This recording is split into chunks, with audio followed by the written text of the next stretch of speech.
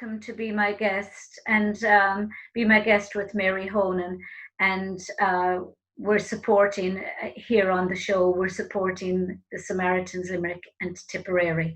And my very special guest here today is the wonderful, spectacular, really, Joan Freeman, who has packed so much into her life. It's just extraordinary. Hello, Joan. Hi, Mary. Oh my God, such an introduction. I'm mortified. Yeah, but it's, I said it to Teresa, you'll be next. And she said, oh, she's a hard act to follow, Mary. No, Your not sister, at all. Teresa.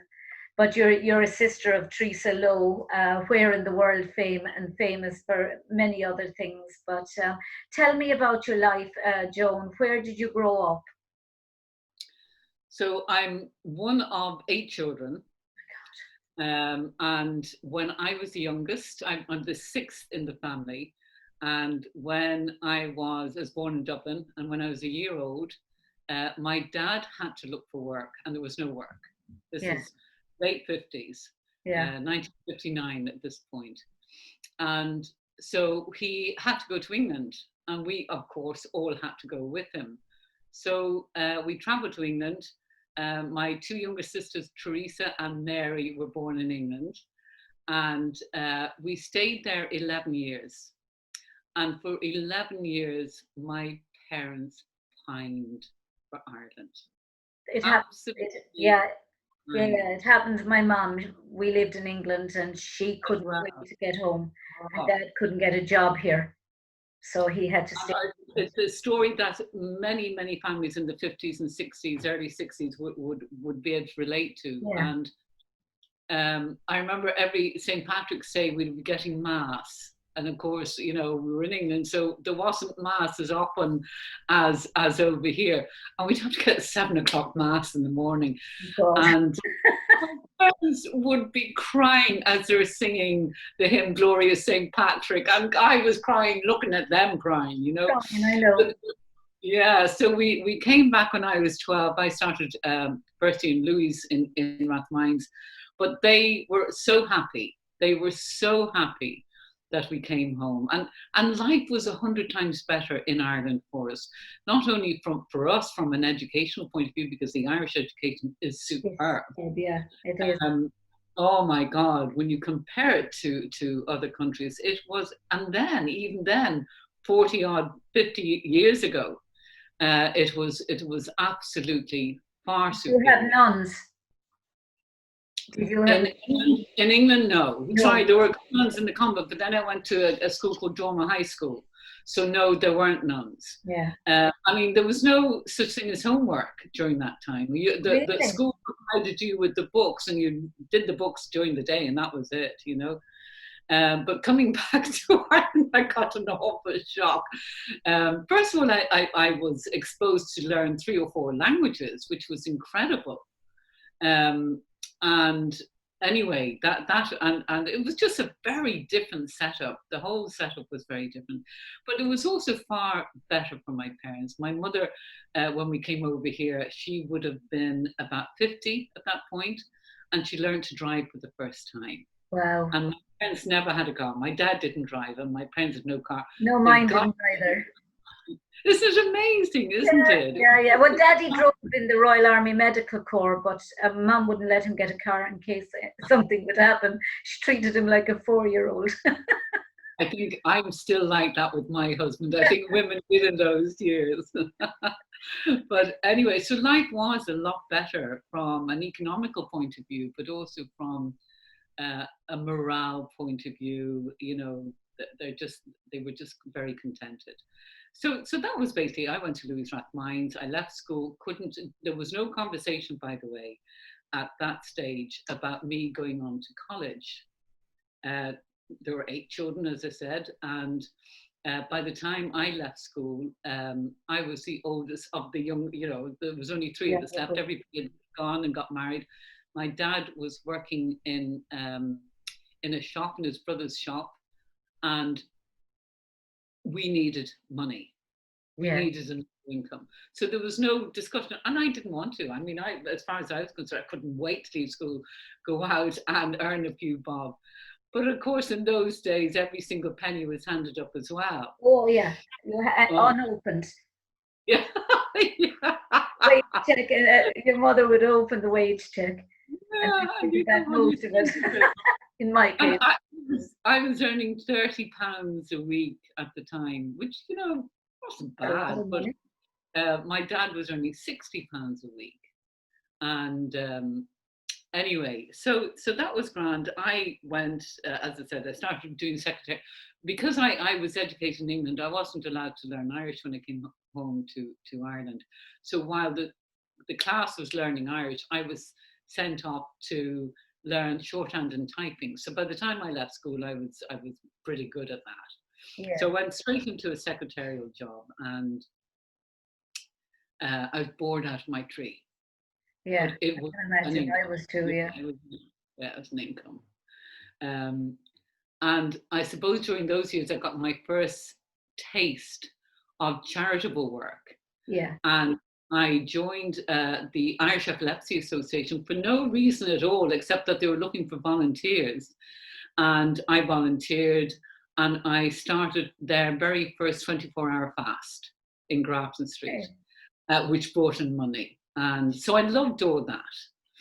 And then just I changed job probably 2 or 3 times. My last job, I met my husband. I met him when I was 22 and married him a couple of weeks after I was 24. Oh, I thought you Yeah. said. I thought you were going to say a couple of weeks after. I was going to say, my God. He asked me that. But anyway, so and I remember us having this conversation. I mean, I did a pre-marriage course, all that sort of thing. And I remember having a conversation with them saying, look, I want a career. And I had no career, by the way, let me tell you. I didn't know what the hell it was. It's still secretariat type of stuff. I said, I want a career. So I don't want to have children for the first 5 years.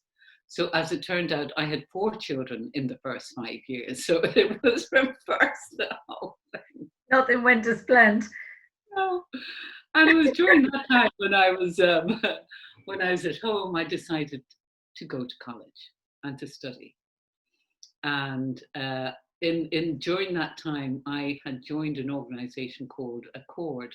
At the time, they used to be called CMAC. It was a counselling service for couples.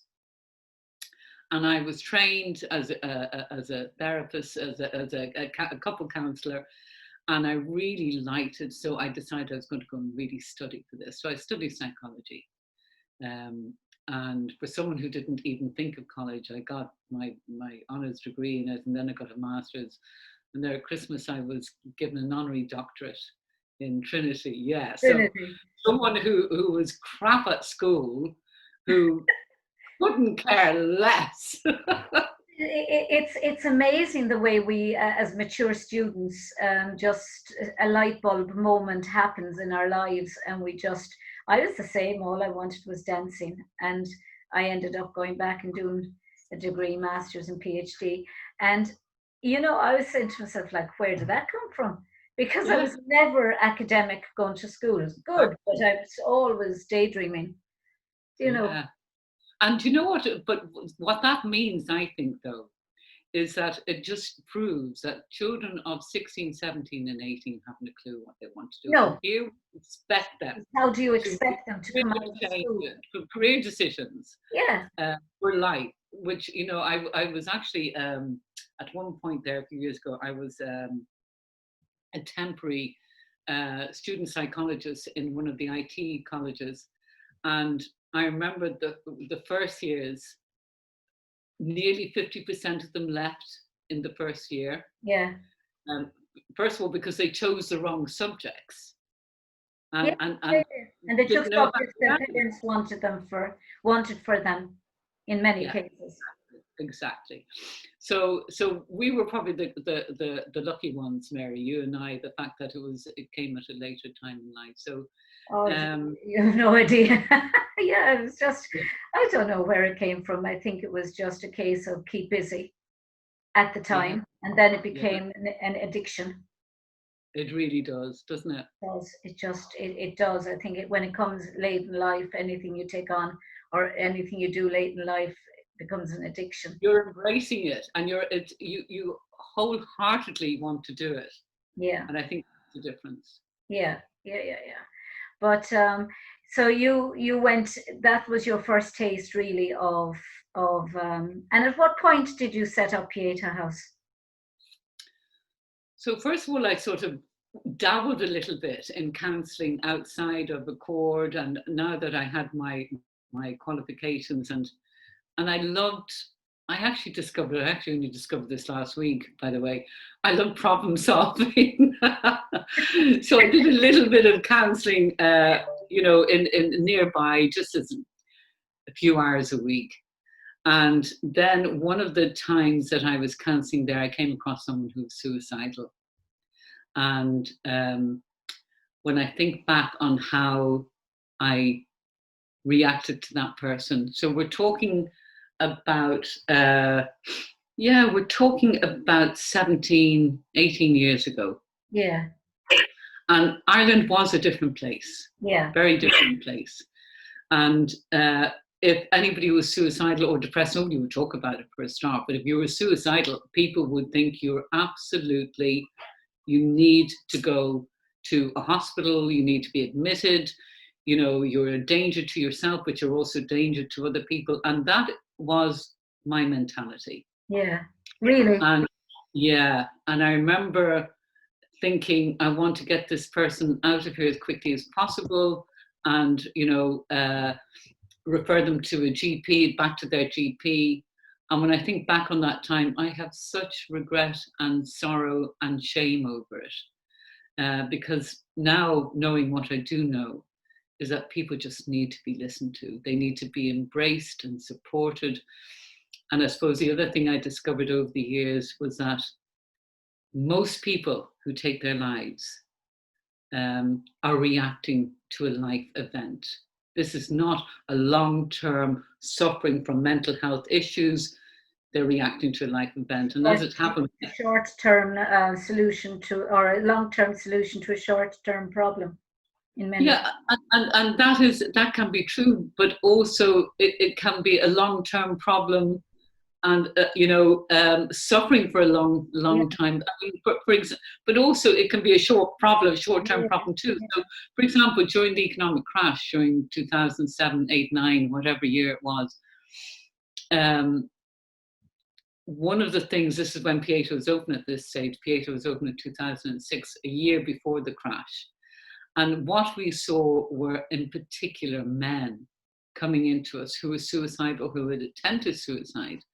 And what happened was the crash affected men, particularly farmers and those in construction. And so they'd lose a job. This would have an impact on their relationship and their family life. The relationship, the marriage relationship, whatever relationship would break down. The husband would leave, or the partner would leave, And so not only did they lose their job, they also lost their family. Yeah. Their partner, the love of their life. But I suppose more in particular, that spontaneous access to their children, if they had access. Yeah. And then they lost all reason for living. Yeah. And it was astonishing to see that this is really, for many people, this is what suicide is about, a reaction to a very serious life event. Yeah. And as well as that, in many cases, these were men who would not find it easy, probably farmers who were living on their own, even in many cases, who wouldn't find it easy to talk about their problems to somebody, who wouldn't have ever had reason to actually sit down and talk and say, like women do with each other, I'm upset today over this or that. Men they're not as forthcoming about their emotional problems as women are. And if you're working as a builder or you're working as a farmer, you tend to be so occupied with what you're doing that you don't give yourself that time to. Do you agree? Absolutely. And when you said about that, it brought back a memory for me. I remember being contacted by a vet, and who said that she was visiting a farmer and that she had to step over the carcasses of his animals to get to the door, to get to where he was. And this guy was really, really depressed. Yeah. He was so depressed that he hadn't got the energy or the will or the inclination, just couldn't mind the cattle. And it was just such a terrible thing to hear, to think that somebody was suffering to that extent on their own. Yeah. But they didn't know, they didn't have the equipment, or they weren't equipped to actually ask for help, because in many cases they've been their whole lives on a farm on their own, or while their wives would be like looking after the house, they might be out, and there wouldn't be that dynamic where you'd sit down and tell your problems too, I suppose. And also remember, a lot of these farmers could have been living still with their elderly parents. Yeah. Who had to automatically take over the farm. And not only were they looking after the farm, they were also looking after their elderly parents, where there may be dementia or whatever else was going on. Such a harsh life. And such an isolating life, really. You know, I suppose in some respects, women have it that bit easier. We can talk to each other. We are talkers. As you know, if you have a problem, you say to your best friend. Men don't seem to have that dynamic with other men, do you know? And they tend to bottle it up, and especially in macho jobs or farming jobs or building jobs, it magnifies, I think. Yeah, but you know, it's an extraordinarily successful adventure, or that you went on with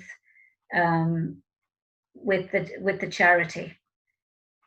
It was phenomenal, but I mean, the only reason why it was a success, Mary, is because the people of Ireland embraced it. Yeah. I mean, remember, what makes a charity or an organization like that is that, first of all, you know, you have obviously you've got to have good staff who are passionate about what they're doing, but also volunteers. I mean, if you think about Darkness into Light, every single penny that is raised for Darkness into Light, and every single event, every single walk is organized by volunteers. The organization couldn't do that without no one person could do that on their own. No. So then the village. Exactly. But the crucial element to a successful charity are the people who use the charity, who use the service. What's the point of us if people didn't come? You know, so they're the people who have the courage. I mean, as I said, 17 years ago, whatever, 15, 16 years ago, to have the courage, though, in those days, to come admitting that you need help was extraordinary. Absolutely life-changing, really, wasn't it? Because, you know, as you said, in those days, it was a taboo subject. People were. I lived directly opposite the mental hospital in Limerick, and I grew up in front of it. And my grandmother had a little house, but she had also had a little shop there, and all belonging to her, and generations back lived there in small houses, and they used to feed the patients, because the patients would come over to the wall. In many cases, a lot of these patients were in there for silly little things like depression, or for postnatal depression, or for land, or pregnant, and for land, or Down syndrome, because there was no. The husband wanted to get rid of them, whatever. You know, just to get the land, just to put somebody away for the rest of their lives, so that you could get land. And these people, they were joyous. I mean, I used to go in there all the time, Irish or dancing for them. We used to put on a show at Christmas, and we'd go in, myself and my friends, and sit inside in the shed that they had, and they'd be over there smoking, and our neighbours used to break up cigarettes in half and give them a half in the morning and a half in the afternoon, and put over food over to them. And this was years and years ago now, when Do you know, we used to call the nurses, they were called keepers. They weren't called, and the houses that they had were called the keepers' houses. They weren't called the nurses' houses. They're now the nurses' houses. But at that, in the 40s and 50s and 30s, they were known as keepers' houses because they used to keep the people. And it was just, it was such a dismal place. But I was going to say, I would be very, very distressed learning about the stories that went on in that place, as in the stories of why people were put there in the first place. I had friends who were nurses in there, and their fathers were nurses in there. And, they did their best, I suppose. But in the 40s and 30s and 40s, it was, it wasn't, from the stories, it wasn't nice.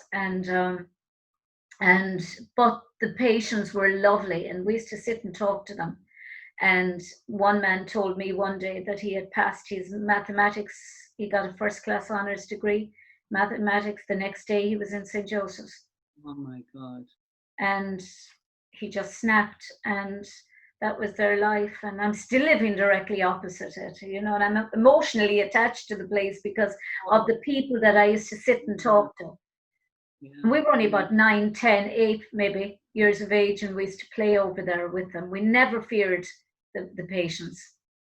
Ever, But then you decided in your wisdom, or it was decided for you, that you were going to go for the presidency of Ireland. Well, before that, remember, insanity took possession of you, Joan. Before that, I had a taste of it by being nominated as a senator. So that gave me a little bit of a taste of it, to be honest. And it had been suggested by several people anyway, that I should go for it. And the only reason I went for it was because I wanted to embrace the people of Ireland in that mental health hug.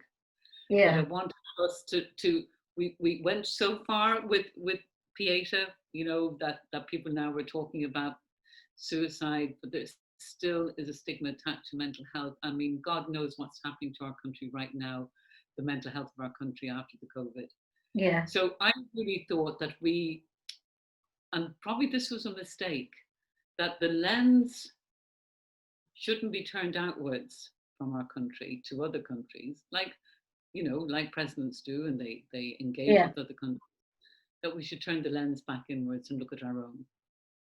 And that to me was terribly important. But in hindsight, the president really is an ambassador for the country to engage with other countries. Yes. I thought we could have used this office and this opportunity to mind ourselves. And we had such extraordinary success with 2 previous female presidents. It was bound to be a success with somebody who was taking on, I suppose, the mantle of mental health, which is just so, it's just so important in this. It's so important to any society, is good mental health services. I mean, it filters through every single aspect of life. When you wake up in the morning, you're without maybe even being aware of it, you're sort of doing a mental sort of check, a mental audit. How are you feeling today? And if there's things going on in your life, it can have an impact. It certainly impacts your emotional health, but it can impact everything that you're going to do that day. So it's so important that from an early stage, and I'm talking about 3, 4 years of age, that children are taught how to cope, because lots of bad things happen. But how do you cope with it? And I think I really wanted to push. Yeah, I think that's so true, because I'm involved in Irish dancing all my life, and we were only talking about that. Children nowadays haven't grasped the concept of losing a competition. It's all, every child gets a medal, whether they, certainly at beginner's level and the next grade up, all the children get a medal. When I was competing, you were lucky if 3 people in the whole competition got a medal. and won a cup, and you just worked harder, and you accepted losing, and you accepted the word lose. It's not a four-letter word. It is, but not the bad word that people that get. four-letter word in the Yeah. sense that you can learn as much from your losses as from your victories, probably more. It's exactly, it's really the only way. You learn from failure. I remember years ago hearing about a bank in America that would only give out loans to people who started a company and it collapsed, because they were going to know all the pitfalls when they started again. I Yeah, thought it was a very clever thing. yeah. I mean, we just. I think society today now is so protective of the young, that they're almost trying to protect them from disappointment, from loss, from grief, from all the things that they're not going to ever be able to escape. Because even if it's only losing your husband, losing your partner, losing your friend, losing a family member, you're going to lose something in life that's really important. You're losing a job. And if you haven't got the ability to cope with that because you haven't been taught how to fail. Yeah. And taught resilience, So, when you set up Pieta House, did you ever imagine it was going to be as big as it was? Not at all. I mean, I set it up in Lucan. and I set it up in Lucan for one very selfish reason, because I live in Lucan. I thought I could walk to work, but I actually thought it's going to look after Maynooth and Leixlip and Lucan itself and maybe Parmesan. And but it just grew and grew. And again, as I said, it's because people embraced it. And then it expanded outside of Dublin. Limerick was the very first centre. So Nora Conway, who's still the manager in Limerick, she came up to me one day in Dublin, travelled up by train, and she said, "I want your service. Can you please bring your service to Limerick? We really could do with it there." And I said, "Fine, go ahead. Find the premises, find the funding, and I'll bring it to Limerick." And that's exactly what she did. And JP McManus, as you probably know, bought the house for Pieta. Nora was extraordinary. She raised the funds to get moving in Limerick. And she was the very first person who had the courage outside of Dublin to go. Massive, isn't it? Yeah. Massive. I mean, okay, the fact COVID-19 has kind of put a damper on things, in the sense of what would the darkness into light, how would it affect, how it'll affect it this year? Do you know? Yeah, well, in fairness, it's probably done better this year than it did last year. Yeah. Because the appeal went out, as you probably know, on the Late Late Show, and the response was I was surprised. I thought, oh God, that it's just going to really affect it now, in some way. It actually, do you know what? It made me realize again, even though I've stepped down from Pieta House a few years, it reinforced the fact that this charity is owned by the people of Ireland. It's owned. They were going to let people of Ireland. It's the people of Ireland saying, yeah, the problem, and we need to address it. I mean, we were looking at there the other day now, Elvis Presley's grandson. Yes. Was that a suicide? Yes. Oh God, I'm sorry to hear that. He shot himself in the chest. Oh dear. And apparently his girlfriend was with him, and they heard her shouting, "Don't do it, don't do it." And he was looking back on the few times he was in the public, he always seemed so detached. He always seemed so. There was only two of them. It's easy to say on hindsight that you notice these things. Yeah, I never even heard of him before. I never knew. Yeah, he was very private, and they kept very much out of the limelight. Actually, the first time I really saw him was at Elvis's anniversary. They were putting a statue to him, and he and the sister and Priscilla and her and his mother were at it, and that was the first and last time you saw him in the public eye, really. But yeah, it's just, and Limerick has such a high case of suicide. It's just, It did. I don't know if it still has. it doesn't seem to be now since COVID-19. Strangely enough, you don't seem to hear about. Thank God. But for a long time there, it was just, you had people um, walking the bridges in Limerick every night. Yeah, an incredible service that to have people, volunteers, go up and down like that. How much they must love their own county and their own people in that county. Absolutely, they did some immense work walking the bridges at night and cycling the bridges at night, and still it didn't stop. In some cases, it's still, I don't know what can be done to get people to realize. I mean, this show is connected with the Samaritans, Limerick and Tipperary. We're supporting the Samaritans in Limerick. But, I mean, anyone out there that's doing like you've been doing for many, many years, giving of your time to try and save someone else's life, deserves huge praise. Well, it's not me, Mary. It's all the people that are working with Pieta House. Yeah, you know what? There's people who don't even work for Pieta House who quietly are saving other people's lives. I remember we were talking about farmers earlier. I remember talking to a farmer woman from Kerry, whose neighbour, a man who's probably about 20 years younger than her, again, in that situation of looking after elderly parents, he's 40 years of age, terribly lonely, terribly depressed. She'd ring him every single day and talk to him. So she saved and is saving his life. And these are the people, the heroes, who go without any recognition. And that's happening right across the country.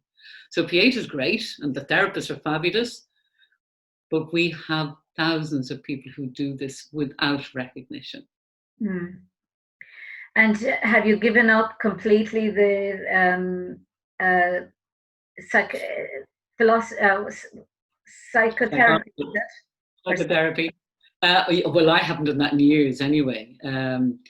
It's all you can take up.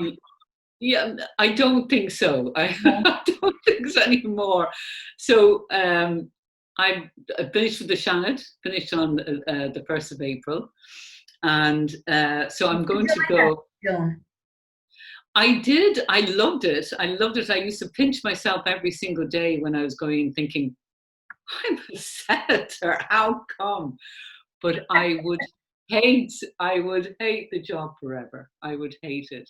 You have to be of a different disposition. And my problem is I want to see things happen very quickly, to the point that I go and do it if I don't see it happening. And when you're a senator, you have to wait. I mean, it took me 4 years to get 2 bills across the Shannon. And because the government came to an end then, those 2 bills have vanished into the thin air. Yeah. Unless they were taken across the door, they couldn't be put into law. So they've gone. Those 4 years trying to get those 2 really important bills across have just now, they're obsolete. But when you were, Teresa says, you sound so like her as well, you know. She copies me. I'm older than her. She's copied my voice all her life. Genetic. Honestly, it's like if you look, I looked up to the ceiling. I forgot for a second it was you. You know, you sound so like her. But I was going to say, how difficult was it a step to actually say to yourself, okay, I will go for the presidency, because there's so many people out there would say to themselves, oh God, if only I could have had the courage, if only I could have had the wherewithal, the mental wherewithal to actually do something as big as that. And to because it's not easy. It's not easy for anybody, but you're putting yourself out there. You're allowing a space for others to abuse you, to say what they like to you. How can you go to? I know I think I'd be too fragile to going to bed at night and wondering what the next day what was going to be said about you today, or I'd be too fragile. Well, the thing, I was fragile. We're all fragile, Mary. But I think it's how, again, we're coming back to resilience and how to cope. And first of all, my family were 100%. I wouldn't have done it unless they agreed, because once I was exposed, they were going to be exposed. That was the first thing. Secondly, I was kept away from all the negative stuff. Nobody told me what was going on Facebook or on Twitter, or I had no idea what was being said. They wouldn't let me know whether it was good or bad. And that's the right way. Yeah, nothing. But the other thing was, I was terrified from the moment I'd wake up in the morning until I went to bed. I had this solid lump of fear in my chest right here every single day until the moment the election was over. And the night before. And what was that fear? The fear that you would actually win? No, God, no. I mean, no, because that could be a fear as well. I'd be saying to myself, Jesus, what if I win? It's one thing going for it, but if I win, I'm here in the Áras. I've got to make these. I was in the Áras not so long ago at the Tipperary, an award for the president of the Tipperary Peace, and you're looking at this place, and I'm thinking, what would I do inside this place for hours on end? And as I had no fear of that. No, I had no fear of that. I thought if the people voted for me, they obviously thought I was capable of this. My fear was all the time of some insinuation, something that would destroy not me, but my family. And that was a fear all the time. And people can can say things about people nowadays, and it's almost you're guilty before being found innocent. The same with Cliff Richards. It took that man to actually bring a court case. If he hadn't had the money, to bring that court case, do you see the interview with Dana there a few weeks ago about her journey from the time she won the Eurovision to running for the presidential election twice on 2 occasions? I just can't understand how somebody like Dana went. She's still traumatized by it. I can imagine. No, I'm not, because, as I said, I was protected. I have a resilience. I mean, my mental health is good, thank God. But the night before the election, I was presented with this, which I haven't taken off since. And it's a medallion, and in very, very tiny writing on the back, the face of a lion. And on the back of it, it says, courage is not the absence of fear. It is the determination to do something anyway. Yeah. That is what my children thought I should get, is that they saw that I was terrified, but I still had the courage to go ahead and do it anyway. And if anything was to come out of all of this, you've sent them a massive lesson. My children, yeah. Yeah, you've given them probably the greatest lesson that they could probably ever have is to fight through your greatest fears, and to have the resilience to believe in yourself. Yeah. And to believe not even as much in yourself, but in what you want to achieve as President of Ireland. And it links back to what you said at the beginning, you know, it's okay to fail. It's absolutely fine. What did I learn from it? I had the best experience of my life. It was one of the best things I ever did. I'm one of the very, very few people in the history of the state to be able to put my name on a ballot paper for the presidency. And even less women. Exactly. So, you know, you have to look at what did you gain from it rather than what, you know, what nearly caused you to crack up. What did you gain? And there was so much that I gained. Yeah, because failure isn't failure when you've gone out and you've tried to do something. You've only failed when you haven't bothered, or when you're like me and you think of all of these things that I would have loved to have done in my life. And I'm thinking back and saying, you know, I didn't do them because I was afraid. I didn't do this because I thought I was going to fail, and I just didn't bother doing it. And look at what you do. You have a doctorate, you have a PhD, you're having your own radio program. Yeah. I know, but you always still think of the things that I wanted to do and didn't do because I hadn't the bloody courage to do them. And you say when somebody has the courage like you to go out and put yourself through, it would have been hell for me. I think I would have just been terrified every minute of every day. I was going out. But Mary, it also made me realize when you stood in front, when you stood in the podium, Joan, and during the debates, I looked at you and I thought, oh my God, how does she even do it? You know, and stand there and wait for people to ask you questions. Yeah, it was horrifying, to be honest. But you know, the thing is, I look at what is important in what we achieve. And you know, when I die and I have a headstone, I don't want, you know, this woman, former presidential, you know, candidate, or I want it to say she was a wonderful wife and mother and friend. That to me, and sister.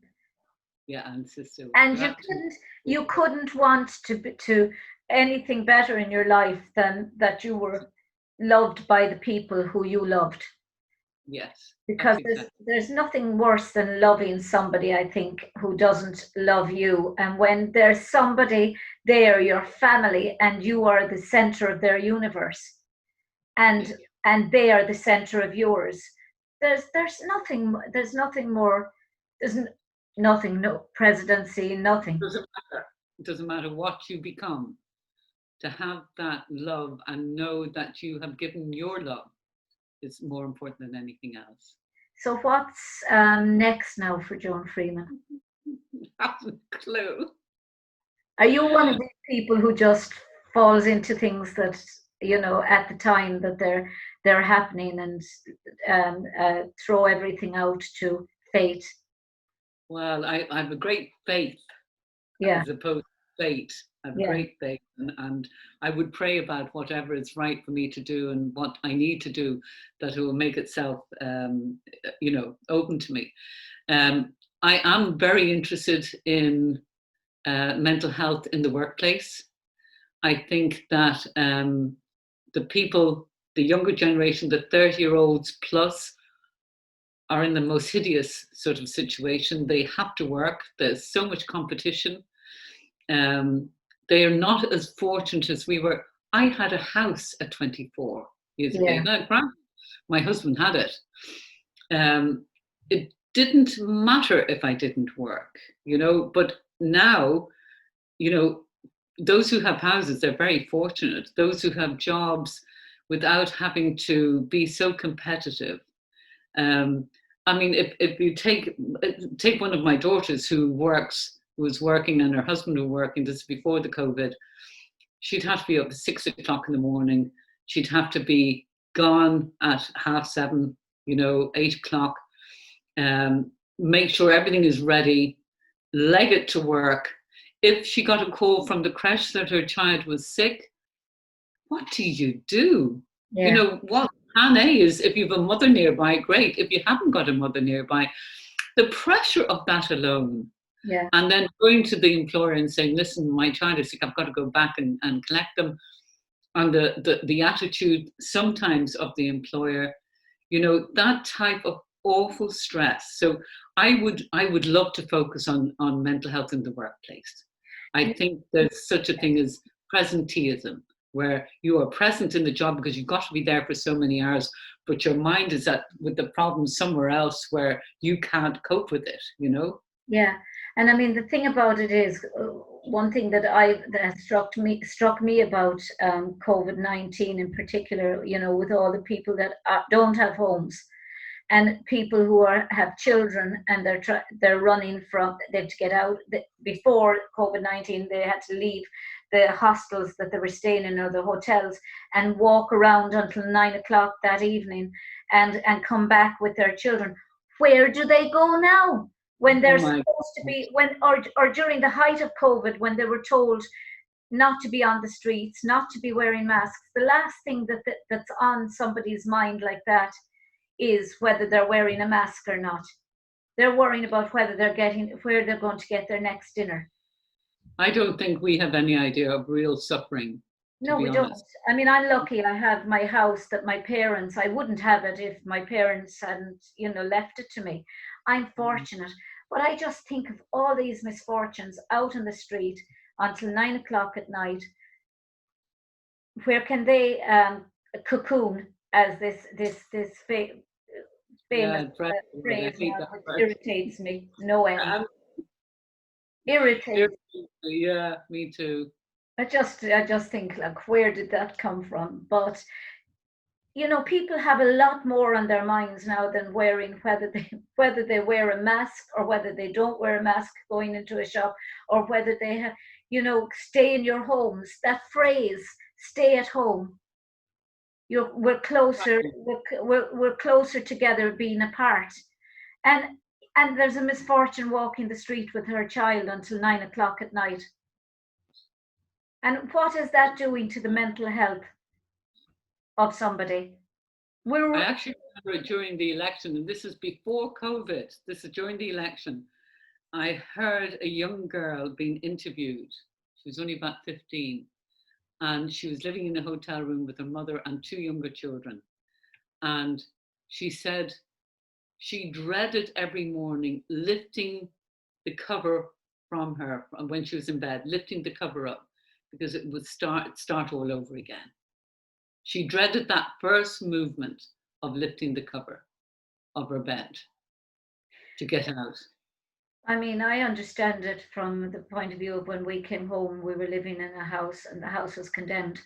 And the house was condemned for 13 years, and that we were living in.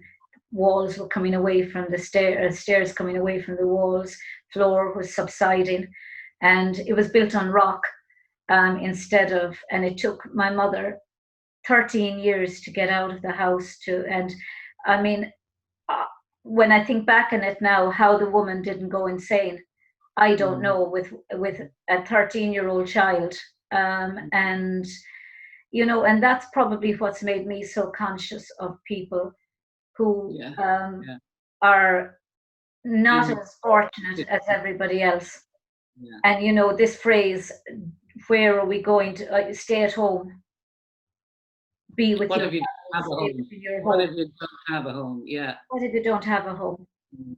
What if you're just being sent from Pilate to Caiaphas every morning until your children were coming out of school and then wandering around, and they couldn't study because they couldn't get back into a room until 9 o'clock?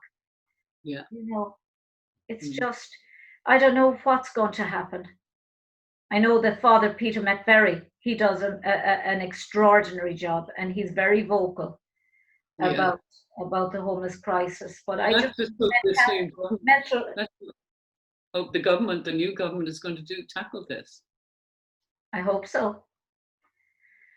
So on that point, Joan, we can only hope, I suppose, that things Yeah, mental health will get better and will be treated better by our governments and taken more seriously.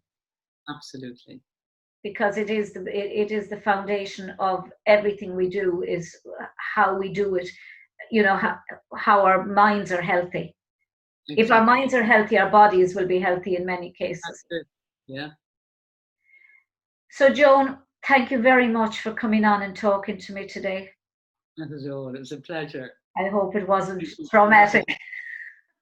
No, it wasn't. It was great, Mary, and thank you for inviting me. I really enjoyed it. And I wish you every success in the future. And you're a lovely person, and you would have made an extraordinary president of Ireland. You would have been our third greatest, well, not in that order, but you would have been one of the three greatest presidents we had. Along with Mary McInnes and Mary Robinson. Thank you so much. Thank you. God bless. Bye-bye. Bye-bye. Thank you. Bye-bye. Bye.